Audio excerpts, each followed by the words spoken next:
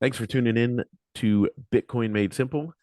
I am interviewing this week Phil Gibson. If you guys don't know who Phil is, then you obviously don't listen to the show often because Phil is part of the Bitcoin Made Simple podcast network. But he wrote a piece uh, detailing the SBF, Sam Bankman-Fried debacle with FTX and that whole exchange going down, and what he believes is the driver behind that. So it was a very good piece, and I shared it out. And I know a lot of people have read it already. But then last week, whenever Phil and I were doing News Made Simple, and we were talking about like FTX and everything, but we try to keep that show to a condensed, topics, hit the bullet points, blah blah blah. I was like, we're gonna have to expand on this and discuss this more in depth. And then he wrote that article, and I was like, well, there you go. Here's the interview that we are going to do. So, with all that being said, before we get into it, I want to thank the Bitbox O2 hardware wallet from Shift Crypto. Go to shiftcrypto.ch/Bitcoin Made Simple. And as you're about to find out in this episode, you should get your coins off of the exchanges. I mean, as we speak, we were just like right before I hit record, I saw that all of Gemini's uh, services have gone down, and this contagion is real. And if you think, oh well, I'm on Coinbase or I'm somewhere else, and I'm gonna be fine. No, you're not. Get your Bitcoin into a hardware wallet and get out.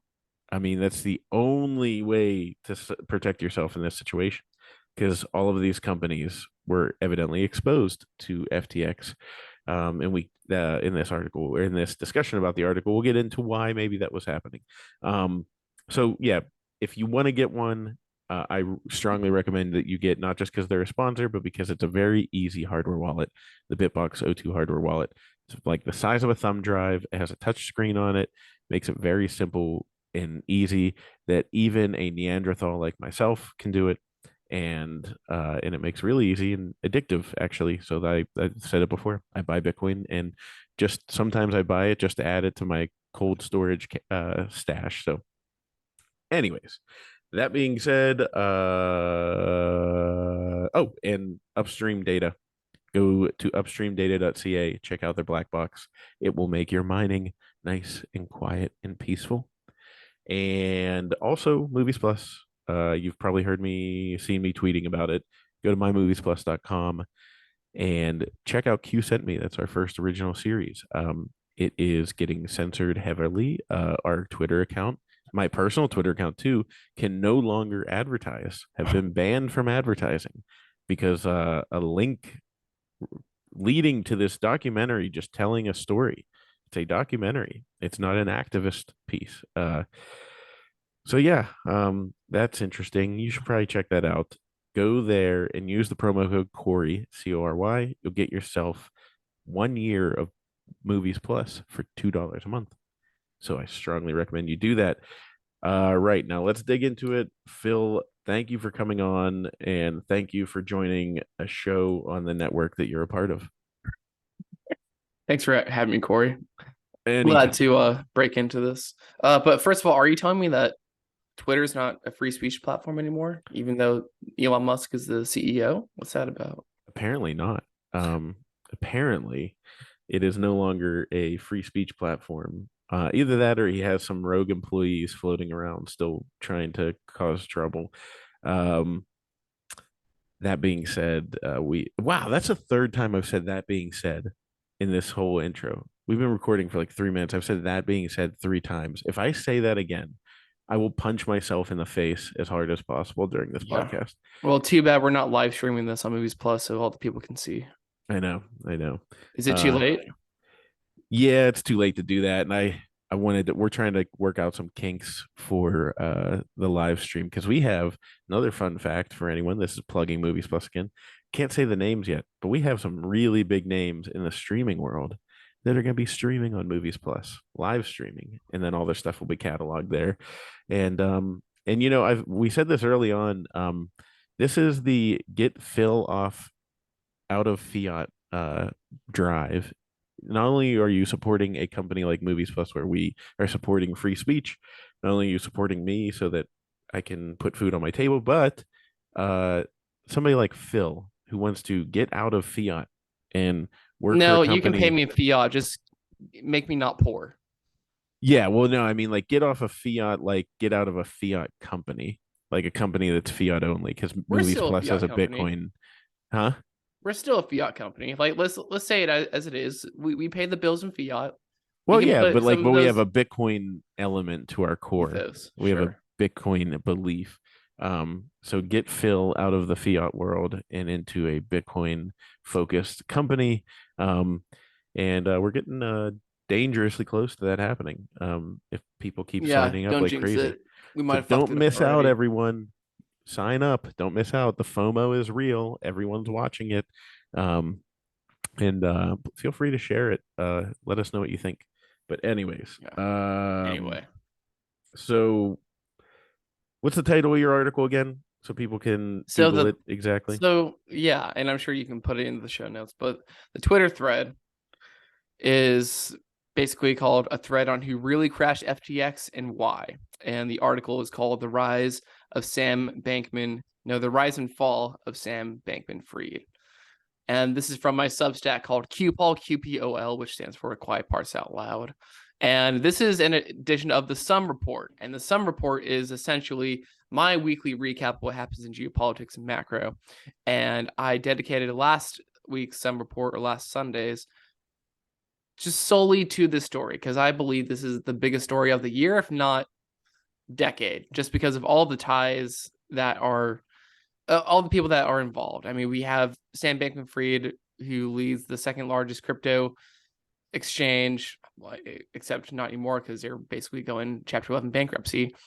And it's just giant money laundering operation for the globalists and the powers that be that are using offshore dollar created money to overthrow governments and steal elections and just fund all of this illegal chicanery and war criminality. So that's why I think it is the biggest story of the decade. And there should be a documentary made about this, I think. Do you know a But company that could do that? no, Hmm, we'll have to find one. yeah. But Um, wherever you want to take this, I mean, this is a very vast article. I think the main key takeaway points are in the Twitter thread itself, because in the article that I wrote, I put in some background of who Sam is, but there have been other stories about that already. And my focus is just a quick, Not so much on Sam, but just like a quick, due diligence on my part. This is not financial advice, and this is just my speculation of what is going on. And there's no hard evidence, but I just think it's kind of logical that we can draw conclusions on what really happened, who's involved, and why. That is what the premise of this was. And like the subtitle is The Saga of FTX and the War for Global Monetary Control. And I cover who was involved and what were their motivations, who benefits from what and who suffers, and what does this mean for society at large, and why should anyone care. So now that we have those disclaimers out of the way, let's just start with an icebreaker. The icebreaker is this was done by Team Fed to crash FTX and the offshore money creation and laundering by the global economies out of Davos, and to crash them as a take that for stealing our elections, and we're going to prevent World War III from happening, because the offshore dollar markets and now them utilizing crypto dollars, stable coins, that is the source of Davos's power. Global communists, old European oligarch money, and their financial system of fractional reserve banking that we have now been subject to because our monetary policy up until this year, because we're on SOFR now, so LIBOR, as I've talked about on News Made Simple, we have divorced ourselves from that global monetary chicanery, that order. But the offshore dollar markets is the source of Davos's power. And basically, Team Fed, head by Jerome Powell, who's raising rates, basically stood up and said, nope, you stole our elections, and we have to get down to the root of this issue, which is your ability to create offshore dollars. And so we're just going to tank the second largest crypto exchange in the world, and we're gonna work with CZ of Binance, who is the number one largest crypto exchange in the world. And CZ had a lot of holdings of FTT, which was a stablecoin token created by FTX. And usually they all get in on these shitcoin guys get in on, yeah, The I'm gonna pre-mine pump and up your everything. bags. Yeah, the pre-mine, and I'm gonna profit off this and have the sucker retailers just get poor. And CZ just didn't want that, and he basically said, no, I'm gonna crash this for you. And that was kind of the whole domino effect. But I believe that he took orders from the CCP, because I think people have to be naive to assume that a Chinese national running the largest crypto dollar exchange in the globe is not under Chinese or CCP influence by any means.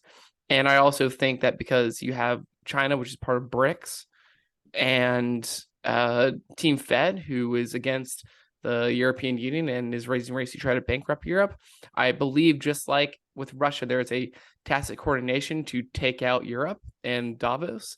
There's a tacit coordination that played here with Team Fed and China. So I'm just going to pull from the article, as I said, and I'm like repeating myself and being the dead horse, but there's a tacit coordination with the US banks and Russia to take out the EU. So let's cover some quick, data points, not really data points, but bullet points. The Fed starving them of dollars by raising rates and the reverse repo facility and just the Fed funds rate, making US denominated debt more expensive. And the balance sheet of the European Union is dog shit and just trash. And so you have that. And you also have Russia on the other end, starving them of energy because they basically control energy and have the marginal cost to produce energy. And also, they're also literally starving them of food because Russia pulled out of the UN grain deal. So, ergo, Powell and Putin are coordinating to bankrupt and starve Davos. Ergo, Now, vis-a-vis, yeah, accordingly. yeah. Conclude.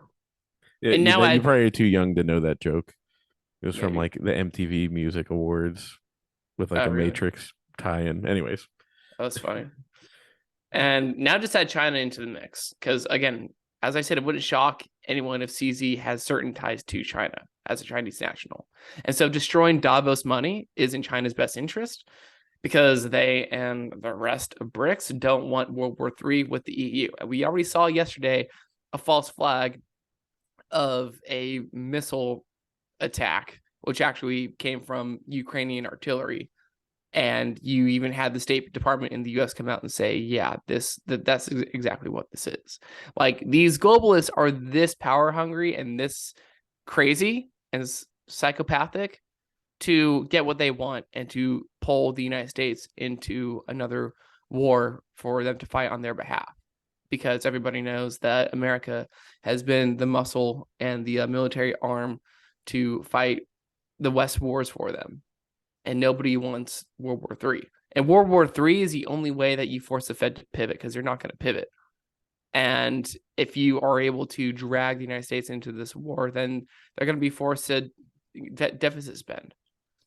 And so, I so mean, that's so first of all, they being like the European Davos. oligarchs and everything, are they want they're basically behind the eight ball because the US can starve them of dollars and bankrupt them. And so what they're trying to do to retain that power is force, in your opinion, a war that involves the United States so that then the Fed has to pivot and stop starving them of their dollars. Yeah. Um, when you look at it through that lens, it makes a lot of things start to make sense. Um, Follow the money. and oh, I mean, the other thing too, like you said, I wanted to touch on, you said where the Fed said like we're sick of you stealing our elections. Um, like it's not necessarily saying that the Fed is like on one side of the political spectrum or the other. Oh no, They this is purely a political battle. They just Jerome Powell is eighth generation Virginian aristocracy. That lineage funded the American Revolution against the British crown, well, and I mean, he's not all the like a Federal right. Reserve. He's not a Republican or a Democrat. No, he is a registered Republican. Oh, he is. Yes, Okay, so he. and all the Fed chairs before him, Janet Yellen, Ben Bernanke, I believe they were Democrats, but regardless, they pushed for like globalist interests, just with the near zero interest rate policy and the bailouts. It's just it's not in the interest of the United States, and they wanted to divorce themselves from the global monetary order of indexing everyone's debt to LIBOR, which again is an arbitrarily dictated. Bankers in the city of London decide what this rate's going to be, so they basically create like a LIBOR scandal by making it lower or higher or whatever. And starting in this year, 2022, America is on SOFR, which is an interest rate that is basically market based, not free market based really, but it's just whatever the banks, it's like an aggregate of the rate that they charge each other. And that is determined, or that is domestically based. And so like you have an American centric, like free market ish interest rate that we are now indexing all of our debt to in America. So your credit card, your mortgage, all of that crap. And so now we basically don't have globalists dictating in London the ball and chain rate that we have to be stuck to anymore. And Okay. so we also, people have been trying to do this since I think Obama, and that administration basically slapped that on the wrist and saying we're not doing SOFR because Obama's Davos and all these people didn't have the interest of the United States. And so now you have Powell, who has been trying to like slow roll this ever since that he got in and started raising rates in 2018. But you had that little like snafu and sneeze in the markets because we weren't able to basically slow roll SOFR and re-indexing all American debt fast enough. But now we have. And so that is like the main distinction of the Fed is basically saying, hey, we're not going to be the buyer of only resort anymore, and we're going to be America's bank instead of the world's bank. Okay. So the Fed, and like we said, the Fed is basically they're not going to stop raising rates anytime soon. And they're going to keep going in that direction strictly to basically become sovereign, or to increase our sovereignty and the dollar dominance and everything like that. So now looking at it through that lens, what happened Just with quick correction, not dollar dominance, because the dollar dominance and the Triffin's dilemma that has hurt America economically. And Powell has come out and said that there's more room for one reserve currency in the world. So this whole dollar hegemony thing is basically going to be a thing of the past. We're just focused on making America independent monetarily and having, like, if you will, an America first approach to our economy. And there wasn't a red wave that we saw last week, obviously. And I think that Jerome Powell is kind of our only hope in having somebody that is actively doing things in an America first approach to not try and destroy the country that we love. Huh. Eighth generation Virginia aristocracy. Like, what more can you say about that? Like, I'm in Tom Longo's Slack channel, and you have all these people doing their own independent research, and someone did like a genealogy of Powell, and like that's where he comes from. So the politics of these characters, I don't know what the fuck my roommate's doing, so sorry if anyone heard that. The politics and the nuance of who these characters are and what their incentives are really does matter. And this is why I just get so fed up when you're in these macro spaces of all these hedge fund running dudes and just straight to the numbers, like show me the data, whatever. Like, it's more nuanced. Like, the politics matters, and you can't separate politics from the economics. So I just want to emphasize how important that part is. So now looking at the FTX situation through that lens, that certainly raises some eyebrows and makes a couple things look a little fishy. Yeah. So Sin scam Bankman-Fried was, as everyone probably knows by now, was the second largest donor to the Democratic Party, second to George Soros. And if people go look in the article, Dave Cullum, just the beast goat this man is. He Someday he'll found get a Bitcoin. Someday he'll get it. whatever. Um, but he found this little infograph where you have Sam Bankman-Fried's picture in the left corner. To the right is the Democratic Party. Below the Democratic Party's Biden, and then to the left of Biden under Sam is Ukraine. So this is kind of like how the U.S. tax dollars have been at work here.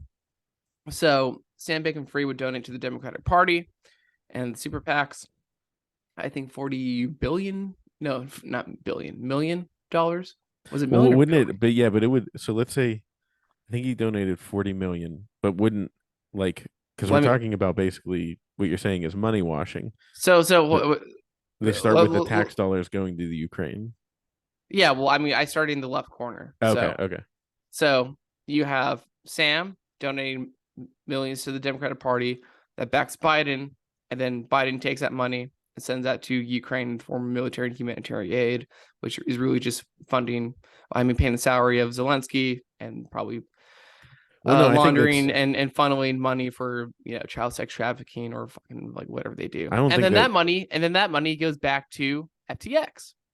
Well, Isn't isn't that that? cute? I thought it was the other way around. I thought the U.S. tax dollars going over to Ukraine, Ukraine investing that money into FTX. I did. It's a circle.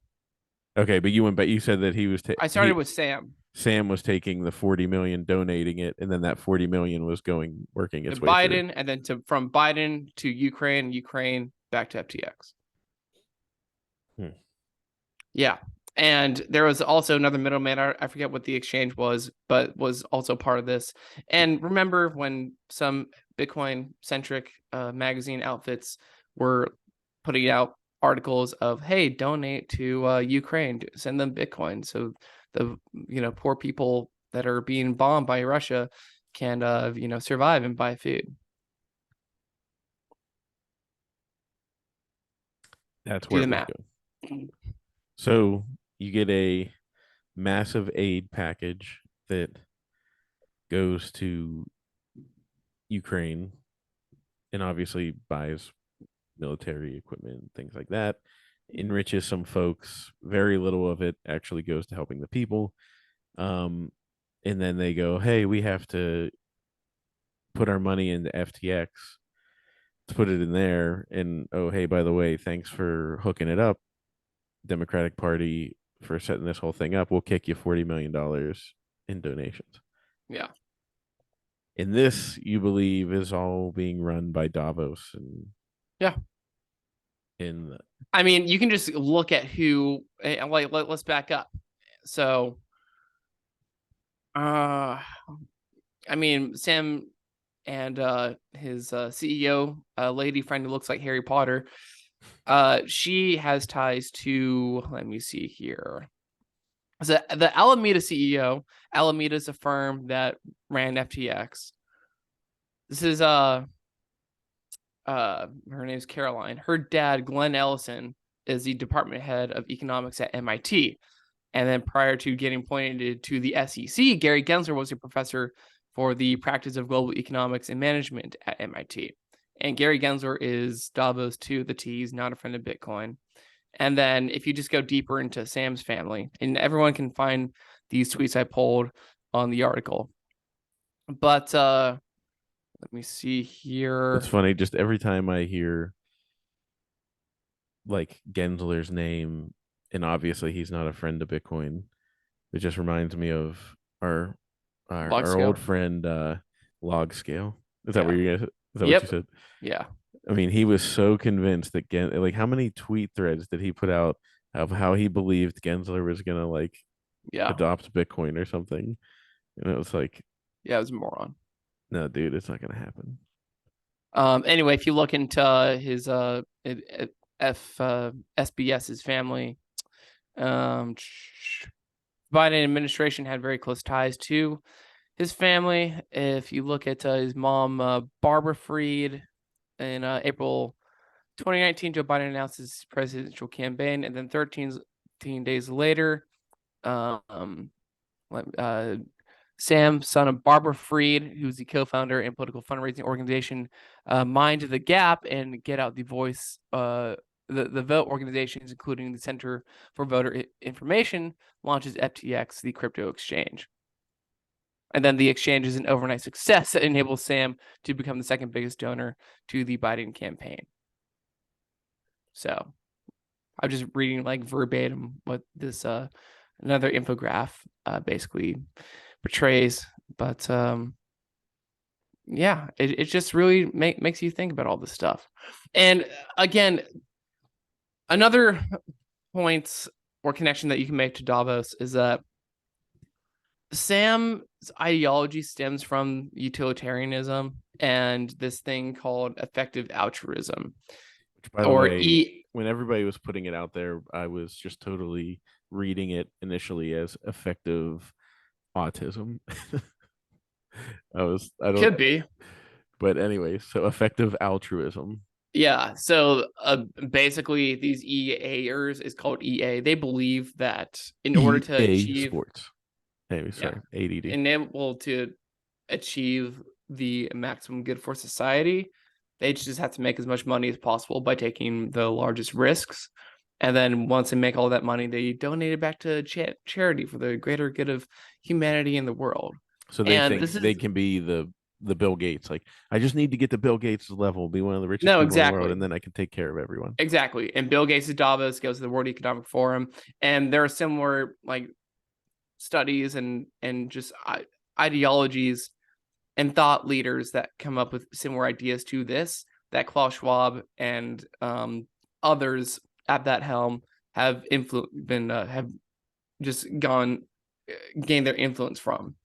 Like I wish I could like name them off the top of my head, but like these European scholars write like 20,000 page books of these ideas, but it's all about it's really just Malthusian and trying to sell that idea in the most humanitarian way possible. But at the end of the day, it's an elitist class that wants a feudal society and wants to depopulate the world, because if you have so many people on the planet, then that's going to call for efficient energy innovations where you can just have your generator in your backyard. But if you have that, then you're no longer reliant and dependent on the elite class. So, I mean, hence why this is probably going to get taken off like YouTube or wherever the hell it goes. But that's why you have to have things like COVID and the jab and all these ways of just depopulating people. Why did what is like so like you touched on it a little bit, but like what is their why do they want to depopulate the planet? Because like it's They not want to overcrowded. depopulate it because if you have too many people, again, they You use too much energy. and the resources. Yeah, And but so but like they're not really concerned with whether or not like, oh, we're gonna starve the planet. Like they don't really believe that. They don't want people to have their sovereignty where they can just well, yeah, but that sovereignty calls for sovereign solutions, which is things like having your own nuclear generator in your backyard. And if you have that, then you're no longer dependent on the state where they come in with all this regulatory red tape and they basically have a monopoly on those energy resources. And so to get around that, they just have to get rid of as many people as possible. Like there's this idea of the golden 1 billion, where there's only 1 billion people on the planet, and there's a million elites ruling over the golden billion. Like it's just Malthusian. Yep. Um oh god. I mean But that's why you have Team Fed that is standing up against this and saying no. But are they really the good guys though, or they just want to have their own control over the United States? Sure, it's probably the latter, but I think like this is gonna sound naive. People are gonna disagree with me, but I think Powell's a good guy. Again, eighth generation Virginian aristocracy, and you don't. So what Team Fed, and I will break this up again. Like what I mean by that, Team Fed is the commercial banks and the 12 regional banks of the Federal Reserve, and they want to preserve the creation of private capital, which is dependent on the commercial banks. So bank gives out loan and the deposits of their customers, that creates a loan, and they're basically the middlemen in charge of the creation of a private capital through loans. I know I just did like a circular, like rhetorical thing, but if you go along with what Davos wants and issuing a retail level CBDC, meaning you get paid from the Federal Reserve into your pocket from like this digital panopticon app that is basically like WeChat, then you don't need the commercial banks. And so do you think the largest lobbying firm in America is going to bend over? Do you think Jamie Dimon is going to bend over to Klaus Schwab and say, yeah, man, I don't want to have this the sweet gig of Being banks? in charge of the money. Yeah. Do you think they're going to bend over to that? Do you think they will forfeit their control? And I made a tweet about this yesterday. Let me go to it real quick. But the banks will not forfeit their control of private capital. They just won't. And Daniel DiMartino Booth actually saw that. Like I wrote this response to her in a tweet that she made, and like she retweeted it. So let me find this real quick, and you can just like riff while I'm being autistic on my timeline here. Hmm. Maybe we can go to a commercial break and show how Yeah, I awesome can. the Bitbox Well, O2 is. if you guys are paying attention at all, you got to get rid of you got to get rid of no, don't get rid of your coins, but get them off the exchange. Because it's just a matter of time, and it's funny because like I took people's advice, and I was like, yeah, they're gonna like, yeah, I need to get my coins off the exchange, so I started doing it. But the first time I did it, I was like really nervous about it, and I felt like I was like jumping through a bunch of hoops, and I was gonna screw everything up and send my Bitcoin to the bottom of the ocean. Um, and then thankfully, so it was like I did it, and then I didn't touch it again.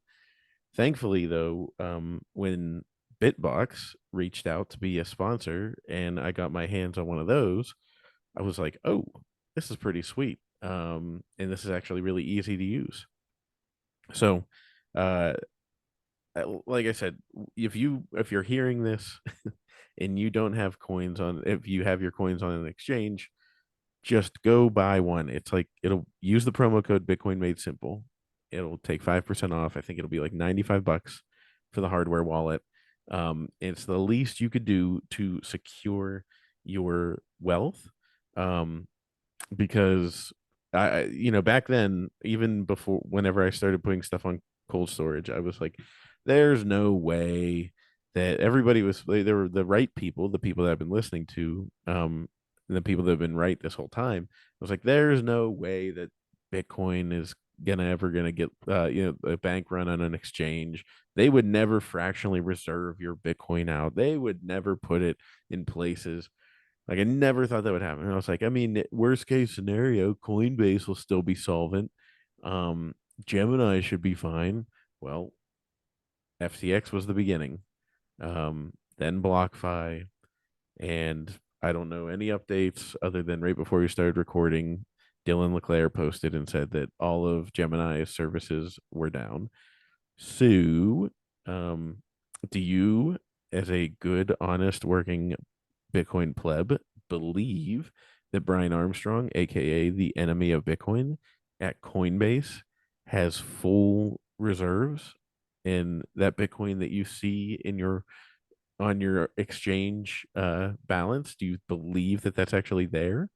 Um, my suggestion is to take it off and put it in your Bitbox O2 hardware wallet. So this is really like bad time. Like this is not good times for people in the industry and everything like that. But holy cow, is this a great time to have a hardware wallet as a sponsor? Because I don't know what else to tell you guys. Uh, and I'm really glad. And this is before we get back into your thoughts there, Phil. Um, like early on, I remember I interviewed, I don't know, like some guy that was like second or like just below Zach at BlockFi. And, afterwards it's like, hey, if you guys ever want to, sponsor the podcast, let me know, blah, blah, blah. And back then I didn't know shit. So they would have come to me. I would have been like, okay, great. And I would have been telling all my followers, like everybody that listens to the podcast, I've been like, yeah, buy, put your Bitcoin on there and use the yield, blah, blah, blah. I couldn't have been more wrong. And so that's why, like I used to do the Twitter spaces all the time. And that's why I just shut up now and I'm just listening. Because I'm being very careful with my words.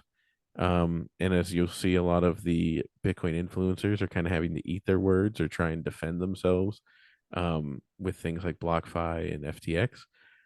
What I have basically adopted in my mind is that the only sponsors that we take, and this started, oh, actually, I think it started whenever I got the first sponsor, CoinBeast, back in the day.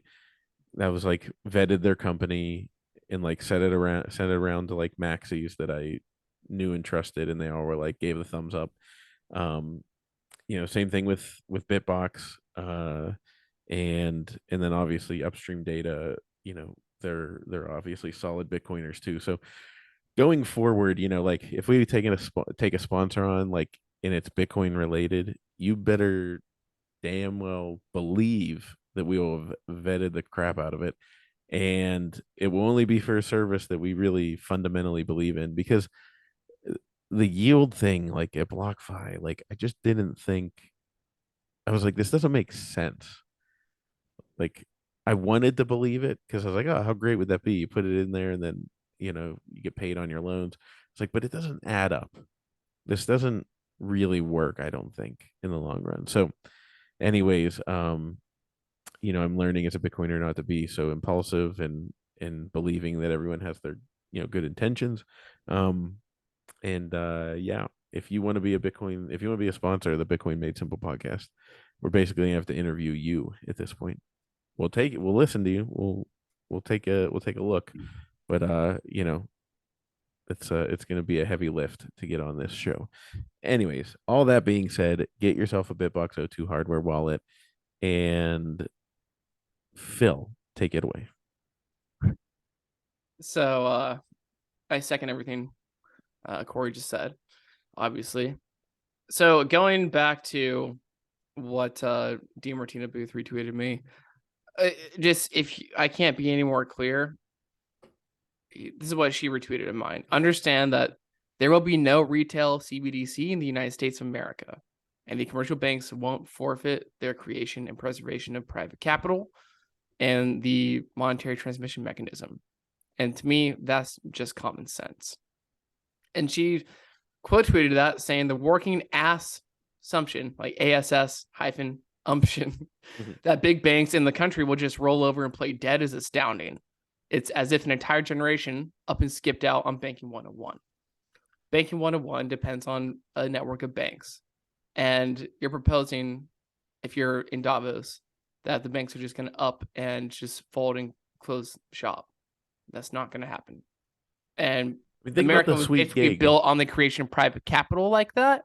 And just like local banks and shareholders of those banks. And that's where I think you mostly see the innovation in your local community and like cities and roads and establishments and businesses. That's how that shit gets made. I don't think it's so much as taxes. I mean, fuck, our taxes are No, going to Ukraine. no. I mean, we're running a deficit constantly, and I, think about how sweet of a gig that is. Like you're a bank, so it used to be the fractional reserve. You had to just have 10%. So let's go back to that. Right now it's 0%. Um, but let's go back in the day. All right. So say you want to buy a house for $300,000. The bank says to you, you have to put 20% down. So you have to put 60 grand down. But because of that $60,000 that you put into the bank, your money that you put in, they get to lend out $600,000 of magic fake money that came out of thin air. And then you have to pay it back in real dollars, or they'll come and take your real house. So they created these dollars out of thin air based on your deposit. And because of that, they now own you in your house. So what Well, a sweet yeah, gig for that's these true, banks. but you can have responsible lending practices. And if you have a responsible monetary policy where interest rates aren't near zero, then you won't have moral hazard where you have Oh, I know, everybody I agree. willy There's a nilly. way, but I'm saying Like that I the just I know this is a Bitcoin Maxi podcast. I get it, and I probably sound like a douche even saying like Bitcoin Maxi because we hate Ethereum people calling us that. Mhm. But you can have responsible baking, just like full stop, hands down. There really is nothing wrong with like yes, I would love to be on a sound money standard where we have deflationary money and you can save money and you'll just have like investments with that money and have equity and all this stuff. I think that uh Bitcoin Tina even presents. That'd be amazing. But we're not there, and that's really not reality very until far everybody's away. on a Bitcoin standard, like uh medium of exchange store value and unit of account. But we're not there. And we're gonna have fiat fractional reserve banking, but we can have responsible banking standards. And that is how we're preserving American capitalism as we know it. And if we have sound monetary policy or sounder monetary policy, where you have an interest rate that is dictated by the market activity of banks and not by some globalist cabal at the City of London, and there's no creation of offshore dollars out of the Fed's jurisdiction coming in and flooding and distorting our American markets, then you can probably have a responsible banking industry where people don't just YOLO and take out a bunch of debt that they won't be able to pay back. You won't have the moral hazard because you won't have No, I a agree. Fed off the rails. I agree. I'm just saying I was saying that more to the point of like if you had that sweet gig as the bank of being able to make fake money out of thin air and then own assets, why would you give that up? Yeah. You're never gonna like that's the most powerful thing in the world. People think, the president or, politician is the most powerful person in the world. Like, no way. Yeah. The people that Yeah. control these banks are. Yeah. That's why the commercial banking sector is the largest lobbying firm in the world. It's not the military industrial complex. It's not big pharma. Like, who do you think controls that money? So the banks. Yeah. Um, And why do you think? Why would you think that BlackRock is as big and scary as they are if interest rates are going up and their access to the Fed window through the CARES Act, thanks to the globalist run Congress, if interest rates keep going up, then they don't get that free money from the Fed anymore. Because who controls the purse strings? Or who reacts the to House of the irresponsible Representatives. well no well who reacts to the irresponsible purse stringing actions of Congress, and who can tighten and who can starve them of dollars? That's the The Fed. Fed. So, okay. So, um, so you believe then that this was all an attempt to create a regulatory moat, cast a net around all the Bitcoin so that eventually the Davos clan could be like, hey, it's like we have your Bitcoin. If you want your Bitcoin off the exchange, you must come kiss my ring and I then by kind of loaf like how of you're bread. going with like a Dracula kind of sound because I want to suck your blood and I want to suck the I wealth want and to suck resources the from the wealth middle out of your class. life. I want Yes. to suck the life force out of you. Um, so so you that's what you were thinking is that's what FTX's plan was. Like not FTX's plan, but that's what FTX was being used for. And that like so here's the thing, It's used like for money laundering of fiat, but they also created a stable coin. And stable coins are again printed willy-nilly out of nothing, despite whatever like treasuries, short-term treasury, short duration treasuries that they have as their reserve. It's not really one to one. Like, really, are you going to believe that each like stable coin $1 is pegged like 1 to 1 of whatever assets they have? No. So again, the offshore dollar market, I will rewind, is basically base zero reader. reserves in foreign banks are used, fractional reserve levered up to create dollars. And that's beyond the control of the Fed. Now, it was in the control of commercial banks that gave those reserves to these offshore banks in exchange for crappy, worthless euro debt. And in 2019, the banks basically said, no, we're not going to do this anymore. And then when you have Powell raise the reverse repo rate, which basically signals everybody that has base zero like reserves to leverage up and create offshore dollars, they're incentivized to take those reserves and park those at an account at the Fed to gain more interest because there's more interest anywhere than anywhere else. So you're basically like losing money by not taking those reserves and putting them at the Fed. And so the same principle has to apply to stablecoins. And the best way to do that is to destroy the stablecoin market, FTT. And this was a coordinated thing that that CZ probably did. By the way, a few months back, there's a paper, or I think CoinDesk wrote an article about this. But CZ, I believe, started to delist USDC. Now we might think like Circle USDC might be on Team Fed and the commercial banks, but it's not. As far as I understand, BlackRock is one of the main owners of USDC, like the US like Circle stablecoin. And it's just really interesting to think about CZ creating like his own BNB stablecoin, which actually provides utility, unlike FTT, the stablecoin of FTX and Bankman-Fried, and him to just put in more innovation and work on his own stablecoin that provides utility for the platform, delisting USDC, and also crashing FTT by direction of the CCP and also probably the Fed, just because, the whatever influence that they have over over markets in general, and what clandestine partnerships it might have with the CCP. This is all just in the interest of everybody that's not the EU and Davos, because you have BRICS and Team Fed coordinating to destroy offshore dollars, because the offshore dollars is what is giving Davos their power.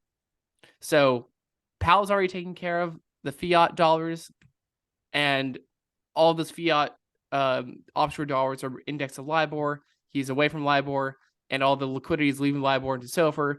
So this is just another mechanism of how we are starving Davos of whatever monetary control that they have. And so crashing FTX and crashing FTT token is just another way of crashing the offshore dollar creation of stable coins. So, digital ODM, offshore dollar market. And it's just also really interesting to factor in that CZ is, in a way, doing the same thing by delisting USDC and trying to destroy the market cap of that. Now, the big question is, how do we go after Tether?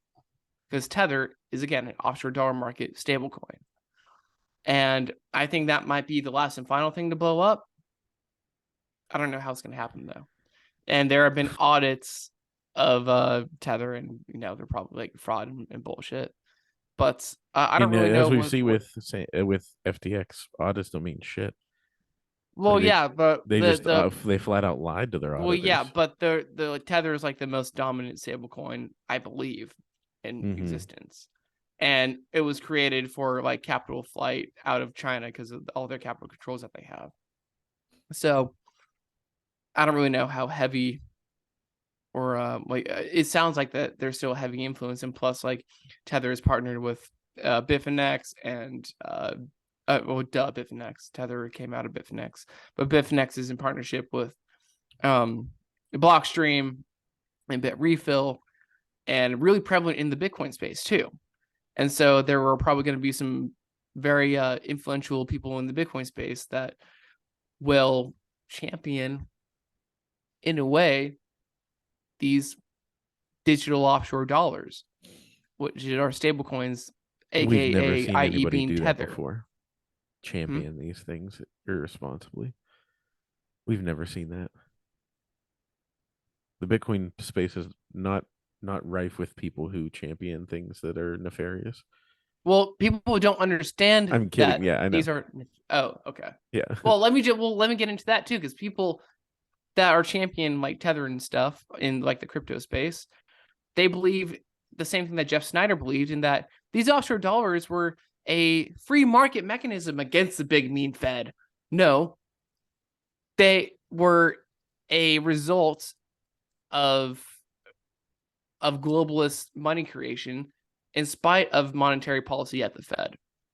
And it was just another like globalist like stranglehold of this is how we're going to control our money system. And the same thing is applied to stablecoins.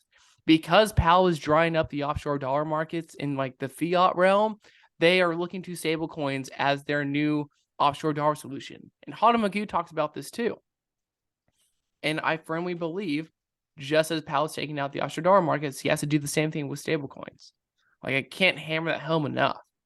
And that's why I fully believe that this was a coordinated attack with CZ and China, like the Chinese government and Team Fed, to basically bankrupt Davos even more so by taking out FTX on the day of the midterm elections. They use their offshore dollar market money to steal her elections and overthrow governments. And that is just sending the world into ruins, and they've had enough of it. So Yep. to me, it just can't be any clearer.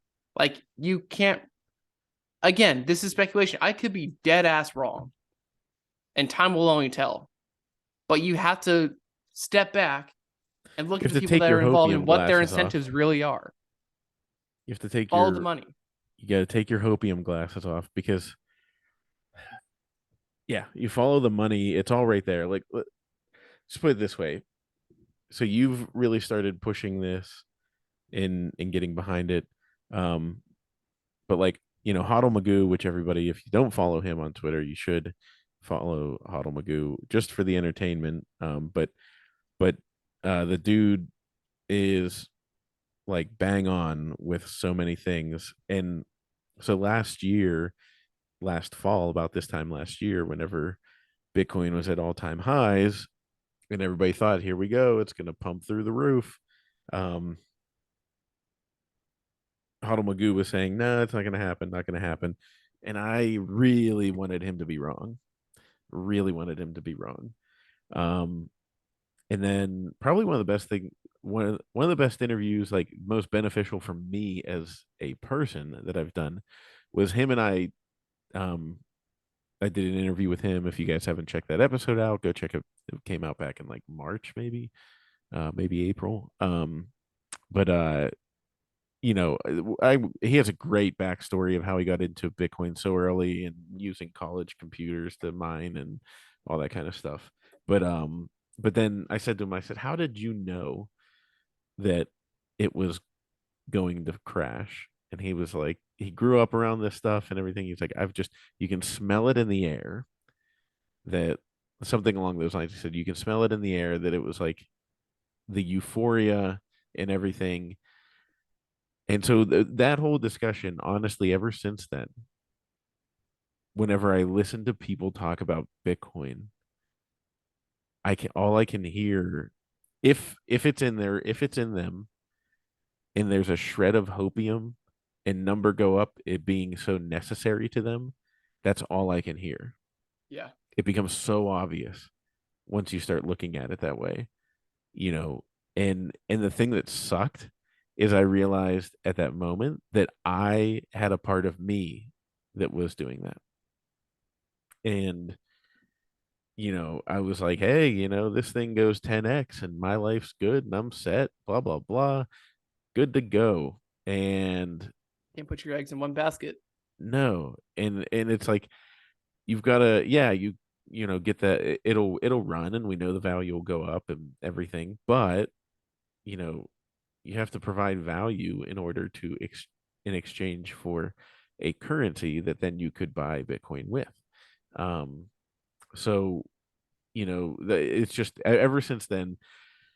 So like what I'm saying is you're saying some inconvenient truths to steal from our great humanitarian filmmaker, Oscar winning Al Gore. Uh, an inconvenient truth is what you are giving out. Huddle Magoo is dealing a lot of inconvenient truths out to people where it's like, you know, like you think they're gonna let this run away and like lose control? No. And do you think are they gonna let the price run on Bitcoin? No, they're gonna do everything in their power to hold it down. They can't forever, but that doesn't mean they can't do things like they just did where they gut a exchange and tank the price. That's a real thing. That stuff happens and it's going to happen. Um, so I just I guess my advice to people is, don't have the hopium. Like, focus on Bitcoin as your basically your savings technology, but don't ignore like the very real factors at play here, because even you hear people talk about like the liquid supply, and everybody's on Twitter talking about how many Bitcoin have been taken off the exchanges and blah blah blah. So it's like, oh, and there's gonna be no Bitcoin on the exchanges, and the price is gonna run through to the moon. It's like, no, they're just gonna print more paper Bitcoin to tell you that there's Bitcoin on the exchanges. They're gonna come up with something, and also the transaction fees are like nothing, so that Bitcoin can go right back to the out of cold storage and be sold, like in a liquidity crunch. If you absolutely needed to sell your Bitcoin, and you were in the same building as your cold storage device, you could have it on an exchange and probably sold within an hour and a half. So, you know, there's just so much noise out there. And so I've highlighted Huddle Magoo. I've highlighted Phil here with being the realist. Um, uh, Luke is very good with a lot of his stuff, but I mean, Luke, I'll tell you too, you're a little bit of rose colored glasses, I think, with where the price is going to go, or I don't know. I mean, but well, let's have that conversation with Luke whenever we do the next News Made Simple, with all three of us. But yeah, other people, just to give an idea to people, plebs that I, you know, take signal from and really like have like a level headed view on things would be Gigi, Preston Pish, Dylan LeClaire, um, Guy Swan, Daniel Prince. Those are people that are very level headed, all into Bitcoin, and but also calling out what's going to happen. Because like Dylan LeClaire was calling all these things to crash, and everybody was like crapping on him. They were like, "No, dude, like it's it's not gonna happen, not gonna happen." And he's like, "I'm just trying to tell you what I'm seeing, and maybe you should get your coins off the exchange." And it's like, so, anyways, um, so what happens out of this? What do you think happens next? Well, we just wait and see how fast the Fed can bankrupt Davos. And as far as like what happens to Sam, he's going to get off scot free. And I McHugh mean, talks isn't he about already if off that scot free? happens, then people are going to be outraged because of all the corruption and stuff. So they probably won't stand for that, maybe. Or maybe it's really hard to tell because I mean, how many billions of dollars did he steal? uh well, he destroyed $16 billion of people's wealth as FTX crashed. But if he goes to jail, it would just hammer home all the things that he's being convicted of, and it would call the Davos trolls out on their shit. But if he gets off, it would I think it would just send people even more outraged about them stealing the election. And I really don't know where this goes. People are saying that, someone's gonna try to kill him. I think he has enough like protection where that won't happen. I really don't know what happens next. People are speculating on what exchange is next. Maybe it's Gemini from some of the news that we've recently heard, but it's hard to tell at this point. All I want to know is what kind of diet do you have to get the Sam Bankman-Fried body? Vegan, apparently. Because those are some boobies that he developed over like a 2 year period. Mm-hmm. It's so really funny because he's vegan, and so people think vegan's like so healthy or whatever. I remember it's gonna sound really mean, and I mean I'm not like the picture of health. I've got a dad bod, so deal with it. But I exercise and try to keep myself in somewhat of a shape. A shape. Yeah.